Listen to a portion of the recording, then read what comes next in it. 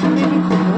এই সারা চৈত্র মাস ধরে এই পুজোটা হয়। আর যারা দেখছো তারা একটা সন্ন্যাস নেয়, সারা 1 মাস ধরে তারা নিরামিষ খায়, সন্ন্যাস নিয়ে এই পুজোটা করে। আমি যেটা জানি পাট ঠাকুরের পুজো বা শিবের পুজো যেটাই বলো, তো আমাদের পাড়াতেও আমাদের পাশের বাড়ির কাকিমা, পাশের বাড়ির দাদা দেখলাম এবার পুজোটা শুরু করেছে। আর এই ঠাকুরটা নিয়ে সবার বাড়ি বাড়ি যায়, মাথায় করেই কিন্তু ঠাকুরটা নিয়ে যায়, সবার বাড়ি বাড়ি যায় ঠাকুরটা নিয়ে। তো এই পুজোটা দেখ